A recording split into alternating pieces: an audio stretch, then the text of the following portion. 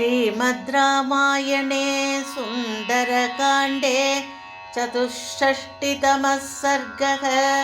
सुग्रीवेणैव मुक्तस्तु हृष्टो दधिमुखः कपिः राघवं लक्ष्मणं चैव सुग्रीवं चाभ्यवादयत्।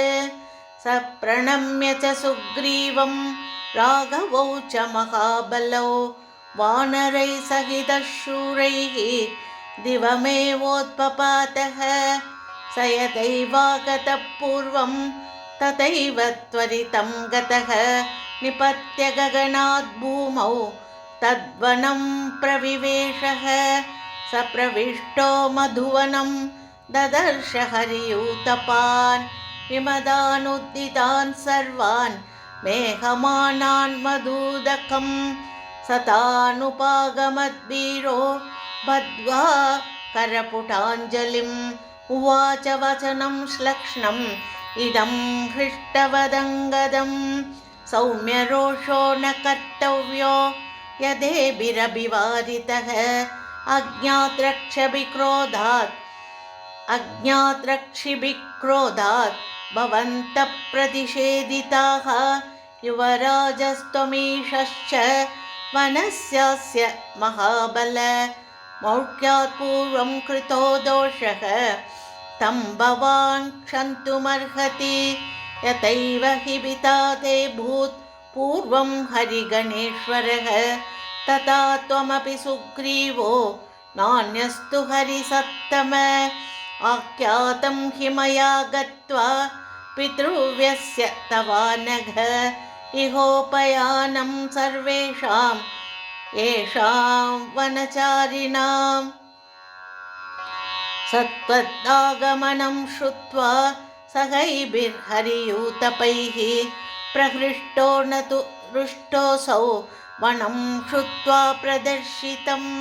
प्रहृष्टो मां पितृव्यस्ते सुग्रीवो वानरेश्वरः शीघ्रं प्रेषय सर्वांस्तान् इति होवाच पार्थिवः। श्रुत्वा ततिमुखस्यैतद् वचनं श्लक्ष्णम् अङ्गदः अब्रवीत् तान् हरिश्रेष्ठो वाक्यं वाक्यविशारदः। शङ्केषु तोऽयं वृत्तान्तो रामेण हरियूतपाः तक्षमं नेहनस्तातुं कृते कार्ये परन्तपाः। पीत्वा मधु यथा कामं विश्रान्ता वनचारिणः किं शेषं गमनं तत्र सुग्रीवो यत्र मे गुरुः। सर्वे यथा मां वक्ष्यन्ति समेत्य हरियूतपाः तथास्मि कर्ता कर्तव्ये भवद्भिः परवान् अहम्।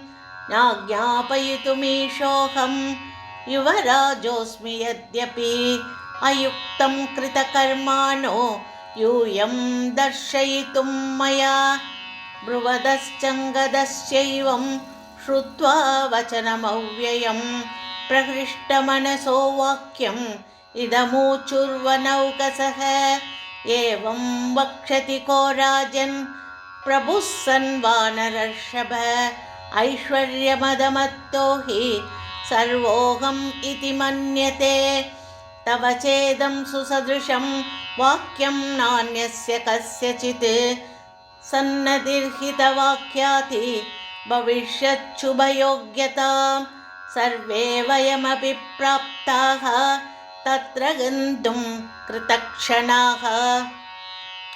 स यत्र हरिवीराणां सुग्रीवः पतिरव्ययः त्वया ह्यनुक्तैर्हरिभिः नैव शक्यं पदात् पदम्। क्वचिद् गन्तुं हरिश्रेष्ठ ब्रूमः सत्यमिदं तु ते। एवं तु वदतां तेषाम् अङ्गदः प्रत्यभाषत। भाडं गच्छामि इत्युक्त्वा उत्पपात महीतलात् उत्पतन्तम् अनूत्पेतुः सर्वे ते हरियूतपाः कृत्वाकाशं निराकाशं यन्द्रोक्षिप्ता इवाचलाः।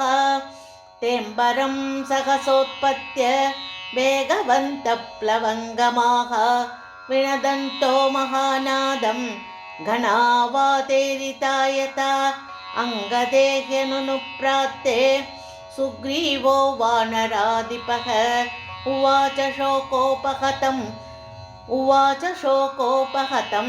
रामं कमललोचनम् अङ्गदेह्यननुप्राप्ते सुग्रीवो वानराधिपः उवाच शोकोपहतं रामं कमललोचनं समाश्वसि भद्रं ते दृष्टा देवी न संशयः नागन्तुमिह शक्यं तैः अधीते समये हिनः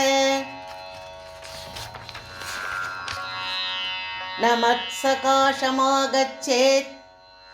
कृत्ये हि विनिपातिते युवराजो महाबाहुः प्लवतां प्रवरोऽङ्गदः यद्यप्यकृतकृत्यानाम् ईदृशः स्यादुपक्रमः भवेत् स दीनवदनो भ्रान्तविप्लुतमानसः पितृपैतामहं चैतत् पूर्वैरभिरक्षितं न मे मधुवनं हन्यात् अहृष्टप्लवगेश्वरः कौसल्या सुप्रजा राम समाश्वसिः सुव्रत दृष्टा देवी न सन्देहो न चान्येन हनुमता न ह्यन्यः कर्मणो हेतुः साधनेस्य हनुमतः हनुमतिः सिद्धिश्च मतिश्च मतिसत्तम व्यवसायश्च वीर्यं च सूर्ये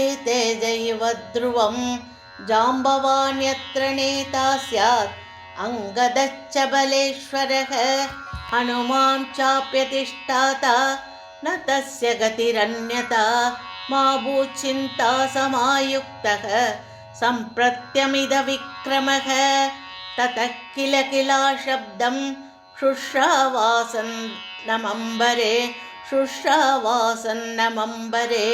हनुमत्कर्मदृप्तानां नर्दतां काननौकसां किष्किन्धामुपयातानां सिद्धिं कथयतामिव ततः श्रुत्वा निनादं तं कपीनां कपिसत्तमः आयदाञ्चितलाङ्गूलः सोऽभवद्दृष्टमानसः आजग्मुस्तेऽपि हरयो रामदर्शनकाङ्क्षिणः अङ्गदं पुरतः कृत्वा हनुमन्तं च वानरं तेऽङ्गदप्रमुखा वीराः प्रहृष्टाश्च मुदान्विताः निपेतुर्हरिराजस्य समीपे राघवस्य च हनुमां च महाबाहुः प्रणम्य शिरसा ततः नियताम् अक्षतां देवीं राघवाय न्यवेदयत्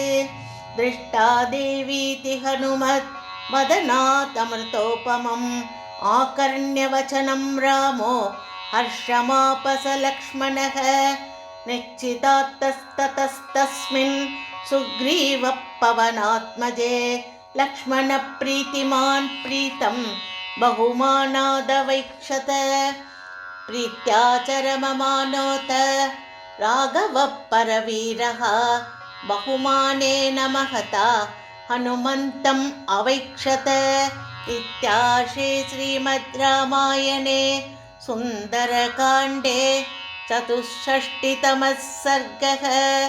श्रीहरये नमः। श्रीहरये नमः। श्रीहरये नमः।